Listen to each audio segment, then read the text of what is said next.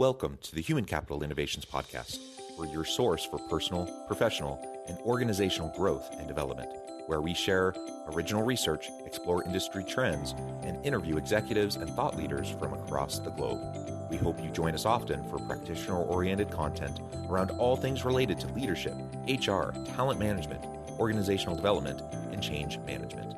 Maximize your personal and organizational potential with Human Capital Innovations Podcast.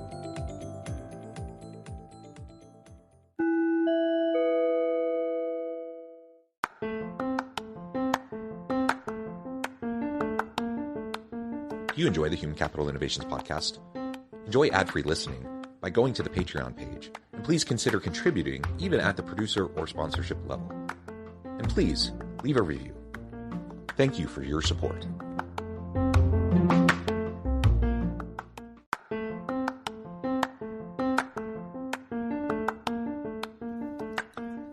Welcome to the Human Capital Innovations Podcast. In this HCI Podcast episode, I talk with Bradley P. Jones about his book, Treading the Deep, Inspirational Lessons on Life and Leadership.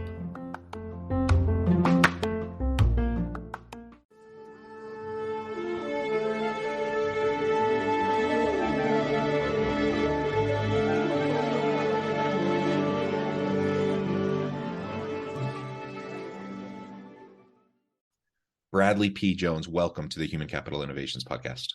It's a pleasure, and it was fun just getting to know you a little bit in the pre-interview. Turns out we are like in the same place. You're about, 10 minutes up the road from me here in Utah. We're both south of Salt Lake City, and today we're going to be talking about Brad's book, Treading the Deep, Inspirational Lessons on Life and Leadership. And I also just have to say, before we really dive on in to the nitty-gritty of this conversation, the coincidence of us just happening to be up the road from each other doesn't end there. It turns out that we actually grew up like right next to each other in Oregon long before we ever ended up in Utah. So wild and crazy world, small world, and it's great to connect with you and a pleasure to be with you to have this conversation today. As we get started, I wanted to share Brad's bio with everybody. Bradley P. Jones, Command Sergeant Major, enlisted in the United States Army in 1984 and served until 1988 as a ground control approach radar repairman. Upon completion of his initial enlistment and a break in service, he joined the Utah Army National Guard in 1993. His military awards and decorations include the Bronze Star Medal, Meritorious Service Medal, Army Commendation Medal, Army Achievement Medal, Good Conduct Medal, Armed Forces Reserve Medal, Afghanistan Campaign Medal, Global War on Terrorism Service Medal, Armed Service Component Achievement Medal, and the Master Aviation Crewmember badge. My goodness, you've done a lot and accomplished a lot. His military education includes the Primary, Basic, and Advanced Noncommissioned Officers Course, the United States Army Sergeant's Major Academy Non-Residence Course, and Bradley's civilian career. He now works for the FAA as an Airway Transportation System Specialist in the Service Operations Center of the Salt Lake Air Route Traffic Control Center, and he resides in Lehi, Utah. Again, a pleasure to be with you, Brad. Such a pleasure and such a fun coincidence to find that we have all these points of connection. Anything else you would like to share with me or the audience by way of your background or personal context before we just dive on in? Really, just that, my hobbies are love hiking, love biking, road biking, mountain biking. Family with 6 kids. I'm recently a grandfather for the second time. Love the outdoors of Utah, and I'm sure you're well aware of the great outdoor opportunities back in Oregon. So whenever I get back home, we try to take the kids and go somewhere cool in the Willamette Valley, and then in 2017 and 2018, I rode STP, Seattle to Portland, did that 205-mile bike race with my brother and nephews, and we're planning on doing it again this year with my son and my brother and a couple of his sons, whoever wants to go. So that's kind of a little Yeah. bit more about what I like to do. Well, that's so cool. And listeners of the podcast know I also have 6 children. I'm probably not the same race, but I've done a couple of 220-mile bike races as well. So that's something I've enjoyed. Anyways, lots of interesting connections. I think Yeah, we need to connect outside of this conversation today. absolutely. um, yeah, well, let's go ahead and dive on in. Your book, Treading the Deep: Inspirational Lessons on Life and Leadership, was released last year, and you've been doing lots of interviews and talking to people about this. I'm thrilled to be able to unpack some of the contents of it with you today for the audience. Why don't you start by just telling us a little bit about why this book? What inspired you to write this book? Why this book? Why now? Well, when I was promoted to the position of command sergeant major in my battalion, that's the top enlisted position in the battalion, and you work directly for the battalion commander. And many battalion commanders, as soon as they take over, they put out their leadership guidance. They call it a command philosophy, and so I saw the command philosophy of the last battalion commander that I served with, and it really inspired me. And it was super short, like literally like 5 sentences. You are on the team, stuff like that, little bullet statements. And so one day we just got into a conversation, and he said, I'd really like to see what kind of command philosophy you would come up with. And so, having gone through the Sergeant Major's Academy, I had written over that 2-year non-resident course. I'd written probably, I don't know, 8 to 10 10-page papers, 10,000 words a piece, stuff like that. And many of the topics they gave you were, personal choice. Write about something that helped you become the leader that you became. And so when I started to look through and consider a command philosophy, I kind of went back and started reading some of those stories that I'd written, and I realized I have quite a body of work here. And so over time, I just started to piece them together, and then I thought, well, I wanted to write about what I was like when I was younger, growing up in Oregon, that whole thing. And so when I finally got signed with Morgan James Publishing, they asked me if I wanted to utilize a editor, and I said absolutely. And so she helped me basically just totally organize everything and weave the storyline through the whole thing. And so when I submitted that final manuscript to her to read and help me with, it was probably 120,000 words at that point. And so that's kind of where the book came from. Yeah, thank you for that background. And it's great to hear not only the origin story of the book, it's also, I think it's inspiring to hear about how these kind of books percolate up when it maybe wasn't even your plan in the first place to write it. People sometimes they'll make a goal and they say, I'm going to write a book. I'm going to get, whatever concept or idea, I'm going to get it out there to people and disseminate it. But it sounds like this was kind of a happy, happenstance that you just over time had developed a lot of materials and decided this would be worthwhile to people. And I think that's great. And it's also wonderful to be able to learn more from your unique background in military service and your professional life and the lessons that have been learned from all of that. All right. With that as a foundation, let's talk now about some of the experiences that you describe in your book. Were there any that were the most memorable, that stick out to you the most, that you would like to share with the audience?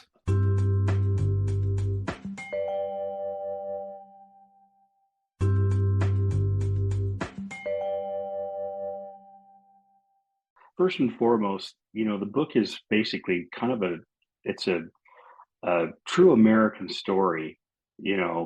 I was a young guy, directionless, on a whim, accompanied my best friend down to the recruiting station. because he had already joined. And so ended up in a conversation with the recruiters, and have you thought about what you want to do? Kind of like that scene in Forrest Gump, and so, and just talking with those guys, and they said, well, why don't you just take a practice ASVAB test? So I did, and I scored really well on it. And they're like, you can pretty much do whatever you want to do. And so, I decided I wanted to be a radar repairman. Well, much of the storyline is the fact that I joined the Army, went to basic, went to school to be a radar repairman, was in school for a year, and got stationed in Arizona, never touched a radar. Was asked to do a completely different job in the Test and Evaluations Command. And we were the part of the electronic proving ground, which is, back then we were testing night vision goggles, and UAVs were brand new and being tested. And then I was on a team that tested basically the genesis of GPS. And so all that stuff was being field tested back then. So I never got to work on a radar. Got out, came here to Utah after serving a mission, and joined the Utah National Guard, and then started working on Apache helicopters. And did that, loved that. But always kind of felt like, I always wanted to work on radars. That was the whole purpose of me joining. And so ended up getting a position with the FAA. Thought I was going to work on radars. Nope. They're like, we want you to work in the Air Traffic Control Center. So here I am 20 years into my FAA career. Never touched a radar. And so, much of the story is about the fact that just basically kind of, picking yourself up and continuing to move forward despite,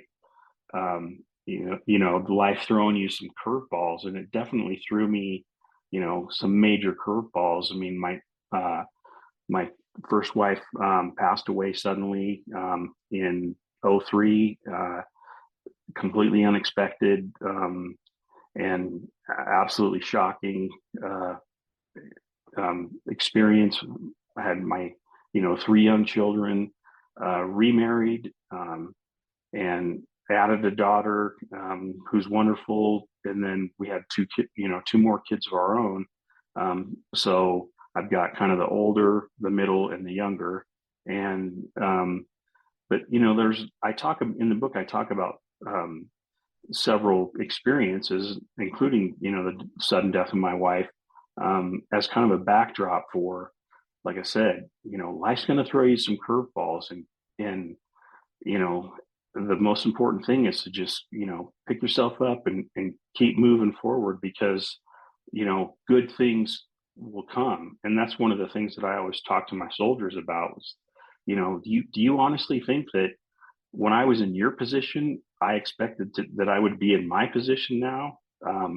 Absolutely not.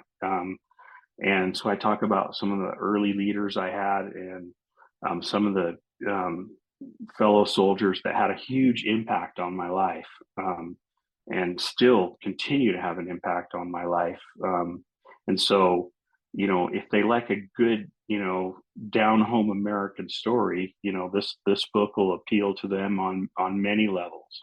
Yeah, that's great. And maybe we can talk more about some of those early leaders that have influenced you. You already mentioned a military example, but perhaps even going earlier in your life. What were some of those that started to shape your perspective and your framework around leadership, and it's influenced the way you've led people during your career in life? Well, I mean, first and foremost, I there was a whole section written about my childhood and how I ended up living with my grandparents. My parents divorced when I was young in grade school, and so my dad really wasn't a part of my day-to-day life. And then I ended up in my junior and senior year of high school living with my grandfather or my grandparents. And my grandfather had a huge impact on me. Still to this day, I hear his voice in my head. And then, going into the military, I mean, that's obviously it's a very shocking experience for most people.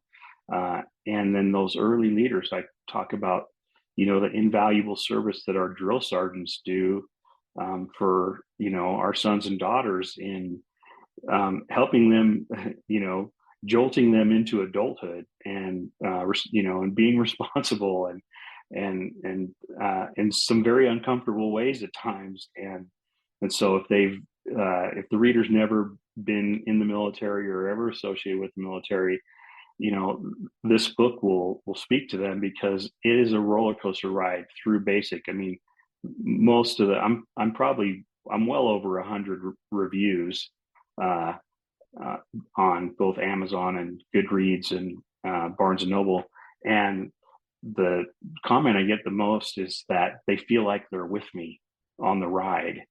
And I have to kudos to my editor, because she helped me to pull the reader in to my level, to seeing things like they're standing right beside me. And so, the early leader I had, I talk about him, his name's Jack. And he was the father figure that I kind of never had. And just had a tremendous impact on the leader I became, because I always measured every leader after that against Jack. And then I had a sergeant major back then that I got to know pretty well. And, the guy had 2 tours in Vietnam, ran a POW camp in Vietnam. Just an amazing, amazing story. And I got to know him on a personal basis. And I was never comfortable when I was around him. I was always, sitting up straight, on my seat and back all straight. And so, but he had a huge impact on me. And so, then there are the stories in the book about the dumb things that I did as a young soldier. I'm sure that many readers who had experience in the military will be able to relate to those. And so I wrote about them. I drove a 5-ton truck clear across the base in Arizona, and never took the emergency brake off the trailer I was towing, and pulled into the motor pool, and this massive cloud of white smoke just, as I stopped, it just continued on and went past the cab of the truck. And I just hopped out of the truck and just looked at the ground. Oh my gosh. And those emergency brakes on that trailer were red hot, and just some very embarrassing things that happened that I now laugh about. But they were character builders for me. And so, those are the stories that, as when I became a sergeant major, that soldiers would come up to me and say, hey, Sergeant Major, can you tell us the story? Tell us that story about when you got kicked out of either your first leadership school, but eventually ended up graduating from the school with the most demerits in the history of the NCO Academy in Fort Bliss, Texas. So there's that story. And so, like I said, the reader is going to be taken on a ride that they've probably never experienced. Oh, that's so fun. And like you said at the beginning, I think all of our lives are a bit meandering. Very few people, have a very clear path from the very beginning. And most people, as they get into their careers, for example, end up doing a whole variety of things, often very different than what they had initially planned for, or even went to school for. That's a pretty kind of typical story that I hear over and over again. It sounds like it applies definitely to you. Oh yeah. Perhaps even in more extreme ways for your experiences. It's a story of resilience. It's a story, a reminder to all of us that even when things don't work out according to our best laid plans, that ultimately they can turn out even better if we're willing to learn and adapt to the situations we find ourselves in.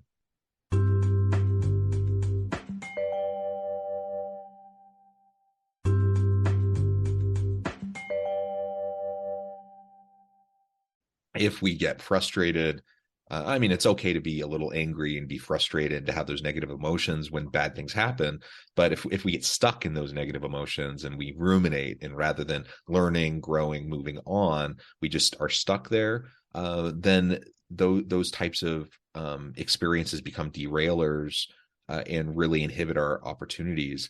But on the other hand, if we can lean into and be a little bit more agile around those types of disruptions that happen in our lives, um, then we can see, the silver lining, so to speak. We can see what there is to learn from this hard experience, and we can pivot.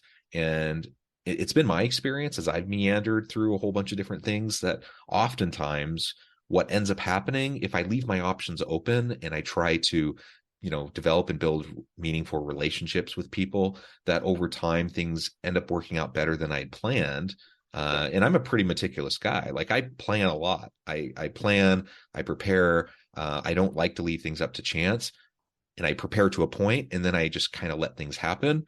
And I find that usually, almost always, what ends up happening isn't what I planned for, and it's usually better. And so I think just being a little bit flexible is really important as we navigate. One of the things I know you talk about in the book is how your son also served in your own company. That's got to be a bit unique. Maybe tell us a little bit about that and how that impacted your leadership during combat deployment. Well, he was 10 when his mom passed away, and so there were some tentative years there where I was my major concern was with the three children that I had with my first wife, Randy, and so he there was some real struggle there in his teen years, and but at about the midpoint of his junior year, he said, I want to join the Guard. Of course, he'd grown up coming up to the hangar where I worked full time, and climbing around the helicopters, climbing on the Apaches, on the Blackhawks, and we had a number of other airframes there. And so, he just said, I want to follow in your footsteps. And so I just said, well, you feel this way during the middle part of your senior year, let me know. And so he did. And so, we got him, off to basic training after a senior year. And so, and at that point in my career, about the time that my first wife passed away, that's kind of, when I kind of came back, I took a hiatus from the Guard for several months and came back, and it just seemed like at that point my career just took off, and so we got tapped for a combat deployment, and so he went off to basic while we were getting ready for the deployment, and then we were in Fort Hood, Texas, doing mobilization training, and that can take like a month to get ready to go into a combat zone, and so he finished up his school while we were in Texas, and the next thing I knew, I got a note saying, you're going to go pick up several soldiers, and he was one of them. And so, it was both a sense of pride of having him, get through basic, graduate from.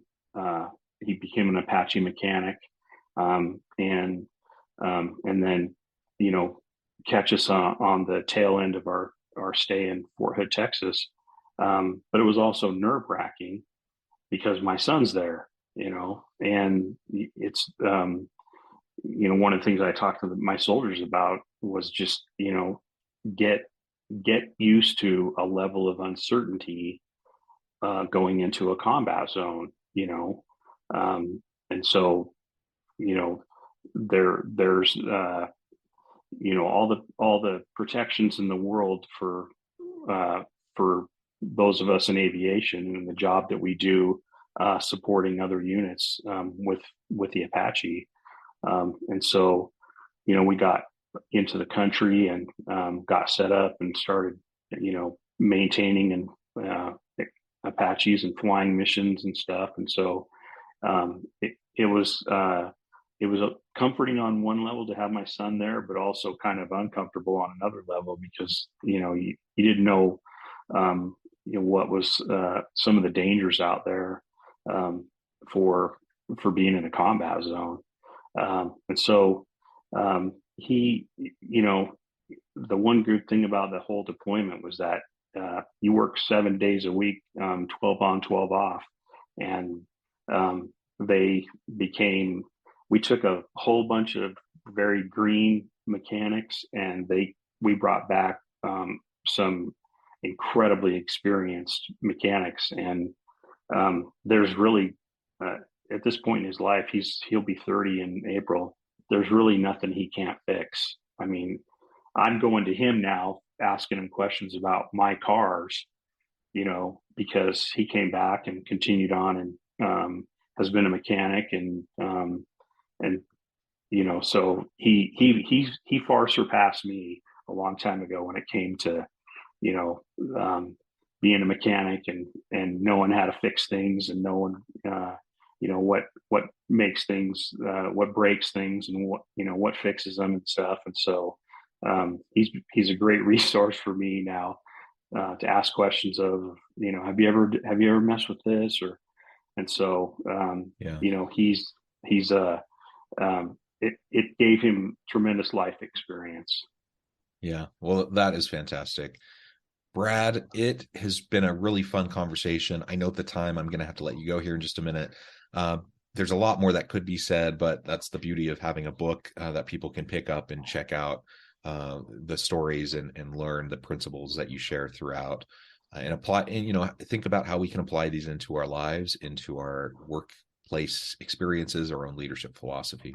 As we start to wrap things up, I just wanted to give you a chance to share with the audience how they can connect with you and find out more about your work, and then give us the final word on the topic for today. Well, they can connect with me on Instagram at author Bradley Jones, all one word. I'm on Twitter, author BP Jones, and then Facebook is Bradley.Jones.3914. And so I'm out there on social media, try to post, positive things. And I've got some great content with, snippets of my book. Also, some of the Apache photos and videos that I've taken over the years. I'm putting those up on social media. And so, and like I said, my book is basically an American story. It's kind of a, not really appropriate for me, but kind of almost a rags to riches kind of story. Young man starts off in life and kind of directionless, and then goes into the military, and then hits a stride at some point along the way. Has some tremendous ups and downs, and so one of the things that I'm most proud of is that when the reader finishes the book, I guarantee you they will say that they have been on a ride that was moving, poignant, and unforgettable. I love it. Thank you, Brad. It has just been a real pleasure. I encourage the audience to reach out, get connected, find out more about what Brad can do for you. Check out the book. And as always, I hope everyone can stay healthy and safe, that you can find meaning and purpose at work each and every day. And I hope you all have a great week. Do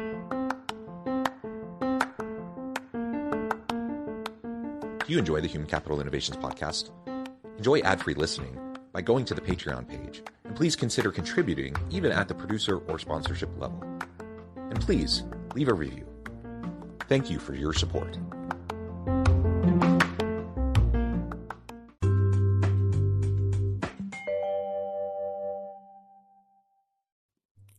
Thanks again for joining us for this episode of the Human Capital Innovations podcast. I hope you stay healthy and safe and that you have a great week.